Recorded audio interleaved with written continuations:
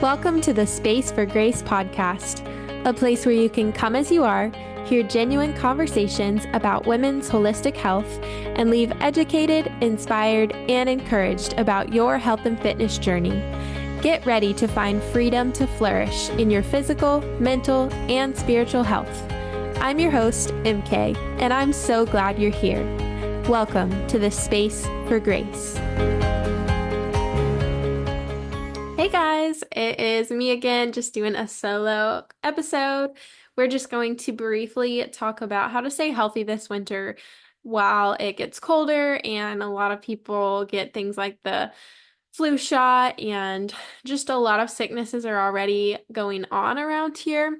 Also, if you're watching on video, my cat is in my lap purring, and so that's what I'm doing is petting him if you see my arms doing weird things.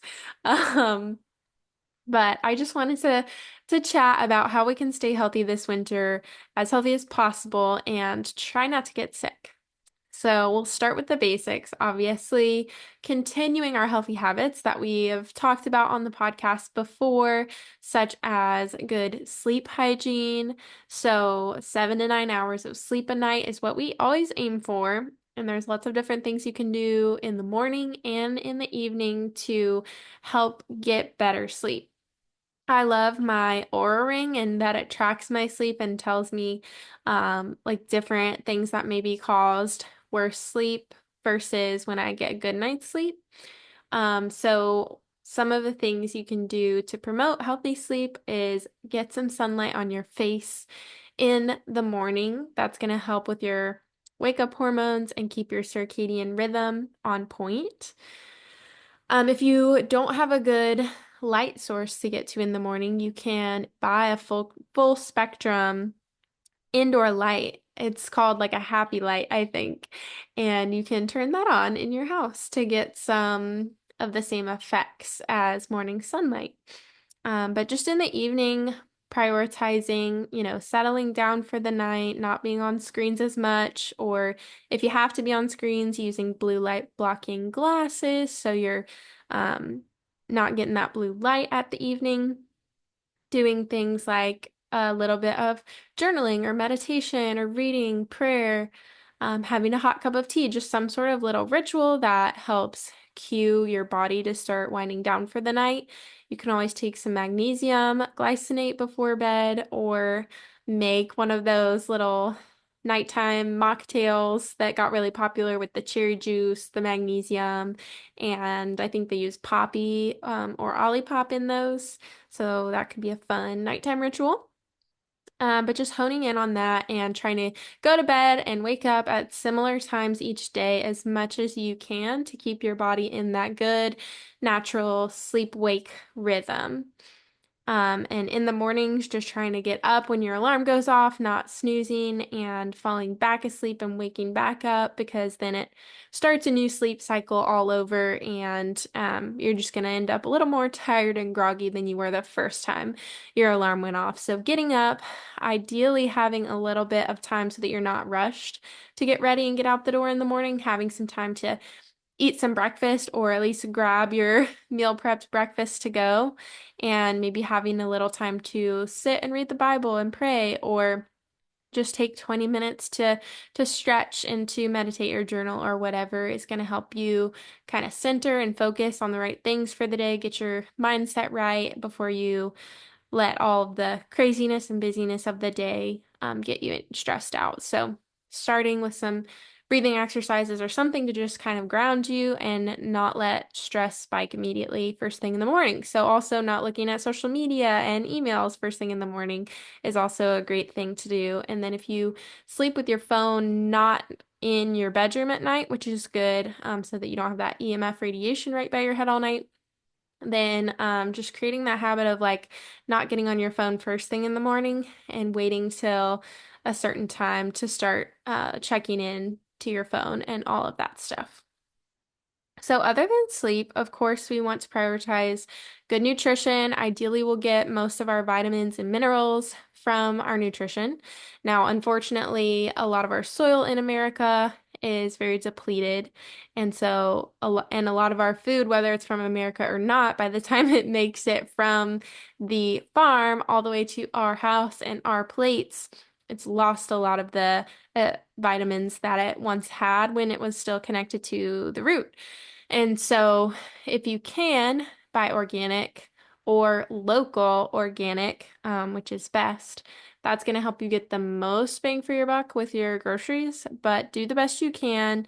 If all you can buy organic is the Dirty Dozen, that is an amazing place to start. So EWG has the Dirty Dozen every year, which is the 12 produces that have the most highest levels of chemicals, pesticides, glyphosate, things like that, toxic chemicals sprayed on them. So getting those foods, or even just foods that you actually eat the outside and the skin of it, like for example, bananas, you peel them and you eat the inside, but apples, you eat the skin. So just being aware of the produce that you eat the skin of probably should be organic. At least wash it, soak it in some water with either baking soda or white vinegar to try and get as much of the pesticides and chemicals and stuff off it as possible. And then your meat, of course, you want to get as high quality as you can. So grass-fed beef, pasture raised, uh, chicken, and just meats without antibiotics, of course. If you can get grass-fed, grass-finished, that is the best. And then fish, you want to get not farm raised, you want to get it wild caught. So wild caught fish, grass-fed beef, and pasture raised eggs and chicken is best. If you do dairy, getting your milk and your cheese as natural as you can with the least amount of, processed chemicals in it as you can. And then just lots of fruits and vegetables. Like for this winter, you are going to get, a lot of vitamins from different colored fruits and vegetables. So you want that variety on your plate. You want your plate to look like a rainbow. So, and we can also eat seasonally. So whatever is in season right now for you locally, just stock up on that at your local farmer's market, and it's going to have so many good nutrients for you in those. So, in addition to your nutrition, some supplements that can really help you with your immune system would be vitamin C and zinc, because zinc is going to help you absorb a lot of the vitamins that you're taking and eating. And then vitamin C, of course, has a lot to do with helping our immune system stay strong.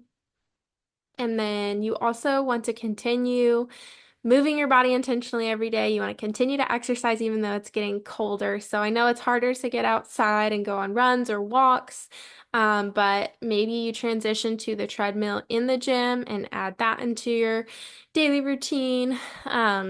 Continuing to strength train. I enjoy strength training more in the winter because I don't feel like I'm missing out on doing anything like outside when it's nice and hot in the summer. Like I'm not missing out on going to the pool or, just being outside and tanning or walking in the sunshine. In the winter, I can really, like we talked about last time about the winter arc, put my head down and just like focus and be disciplined and get it done. So, if you're not already exercising, that would be a great thing to start adding into your routine this winter to stay healthy. And if you don't know where to start, I have 4 different tiers of coaching available for you.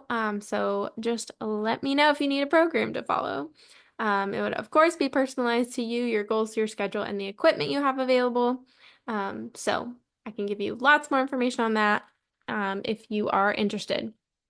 So in addition to your sleep and your nutrition and your exercise, of course, you want to stay hydrated and drink enough water. And you also want to work on that stress management. Stress is huge when it comes to our health, our inflammation, and our immune system.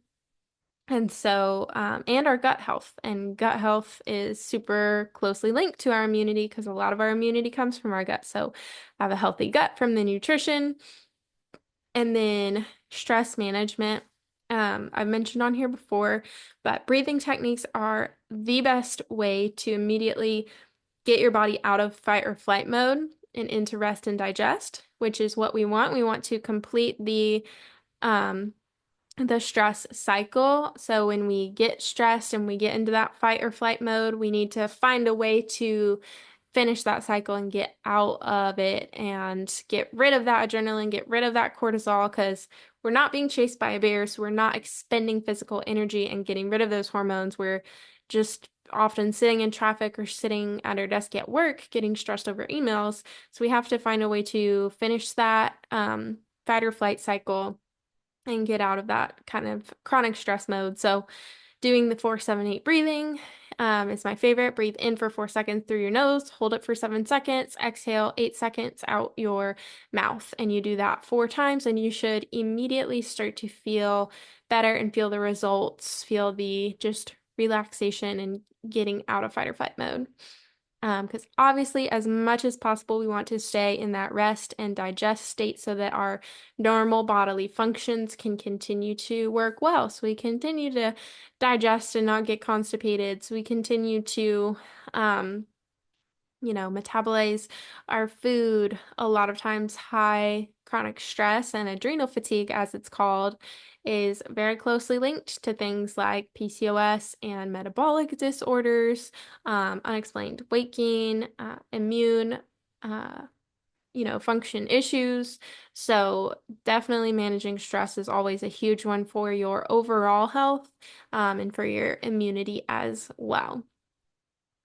Another thing that is one of my favorite things to do for my immune system is to get adjusted by a chiropractor that specializes in corrective care.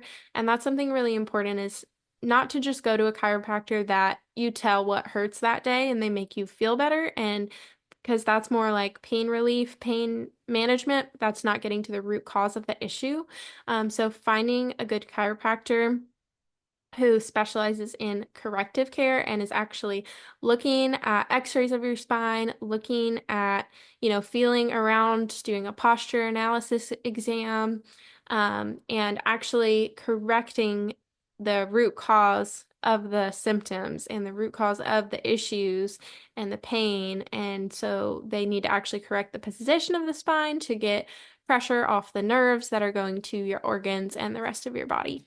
But when you get adjusted, your immunity increases by, I would have to look up the specific statistics, so don't quote me on this, but it's something like 200 to 300%. Like it's a crazy, crazy immune system boost. Another supplement I forgot to mention, so in addition to like zinc and vitamin C, is NAC, which is, I believe, a precursor to glutathione, and it helps just with detoxing the liver, but it's a great one to take if you feel like you're starting to get sick, because it can really help your body try and fight that off better. I love taking NAC pretty regularly, just kind of every day for overall health, but that's a great one to have on hand for when you do feel like you're starting to get a cold or something like that. Um, let's see. So another one would be vitamin D, because we get less sunlight in the winter typically, and we're typically outside less and the days get a little bit shorter. So you can increase your intake of vitamin D, as it obviously you don't want to take a crazy, crazy, crazy amount, but you can take quite a bit of vitamin D without it being harmful. So of course, consult with your doctor if you have questions. But some extra vitamin D is typically a good one as well, especially if you get like um, seasonal depression, or you tend to just get less energy, more fatigued, a little more like sad in the winter. D is a really great one. So morning sunlight, of course, and just sunlight in general would be the best, but then vitamin D and vitamin K, if you can get that in a combo together, the K will help your body absorb the vitamin D better as well. And then, of course, just continuing throughout the winter to take care of your mental health, not to just stay in and isolate yourself inside. Continue to go out with friends or family, or go on fun dates with your significant other, and continue to pursue your own personal hobbies and interests that you enjoy. You want to continue to work on your goals and remember the things that you are striving for. You want to finish out the year strong, right? So we only have really, let's see, 2.5 months left of the year, which is absolutely insane. And one thing that can really, really boost your confidence and your trust in yourself is to finish strong and finish the things and the goals that you set out to do as best as you can. Remember, it's not about the destination, it's not about just getting to a certain goal, reaching a goal, weight, or whatever the goal is, a goal in your career and your finances. It's not about just getting to that point. It's about the journey. It's about the lifestyle you're creating, the habits you're creating that you're going to continue to do even after you reach that goal, right? So continue to create those daily habits that are going to help you reach your goal and then continue those habits on in the new year. And obviously once you reach a goal, you can set a new one, and that's kind of the exciting thing is we can always be learning, we can always be growing and getting better. And really, humans, we're made for that. We're made to have a purpose and feel like we have a purpose that we're working towards. So maybe if you feel a little bit lost or a little bit purposeless in this season, maybe you're not in your ideal dream job yet, or maybe you're still waiting to meet the right person that you think you want to get married to, or whatever it is that you're waiting on, find purpose in the current season that you're at.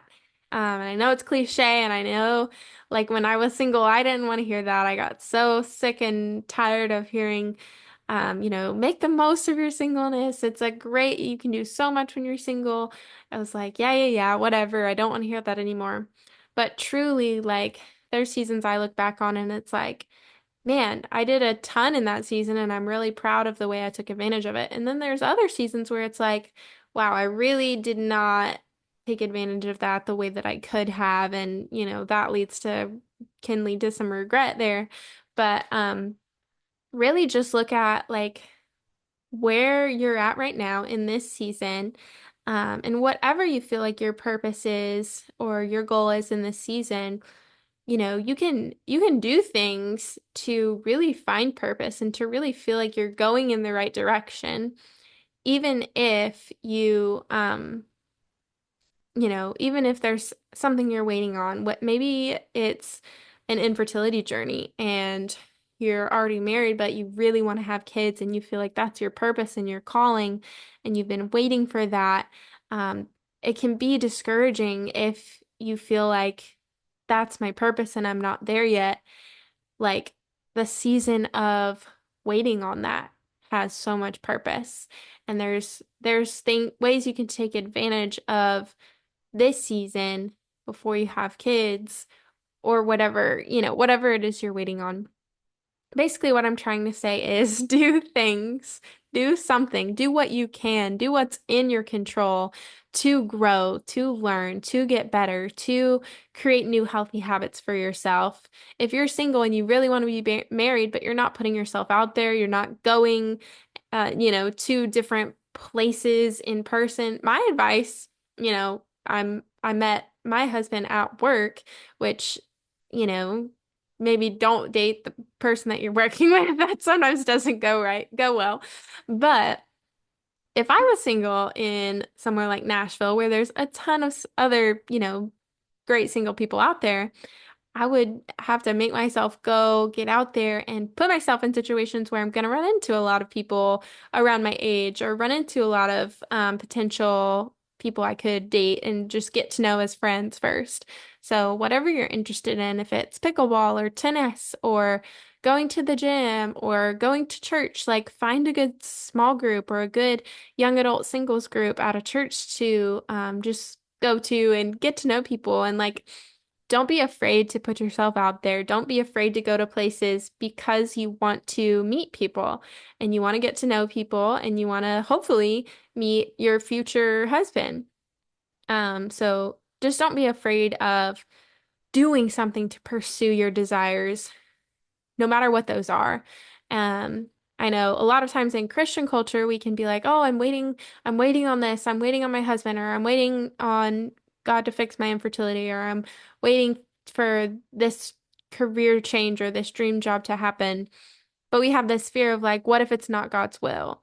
Or this fear of failure of like, well, maybe I'm not supposed to have that, so I'm not actually going to do anything to pursue it. It's like, if that's not God's will, He's gonna redirect you. He's not gonna let it work out. But how will you know unless you try, unless you pursue it? Like, if you've prayed about it and you don't have a clear yes or no answer, maybe God is waiting on you to do something about it and to like try to put yourself out there or to start a side hustle or, go to the interview or introduce yourself to that person. Like maybe it's not you just need to wait on God to make it all happen. Maybe it's He is giving you a lot of open doors and a lot of opportunities that you could possibly walk through, and He's just waiting on you to pick one and say yes and walk through the open door or go to that singles event or go see that fertility specialist doctor that your friend told you about that was great. Like whatever it is, you want to be clear on, in this season of life that you're at, what your current goals are, what your purpose is, and just no matter what you do, you want it to align with your values. And one thing that can be helpful is think about where you want to be in 5 or 10 years.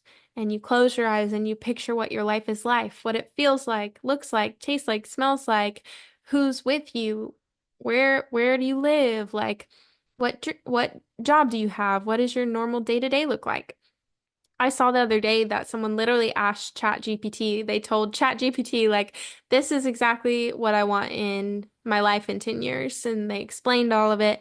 And then they asked ChatGPT, like, what would a day in my life look like in that scenario?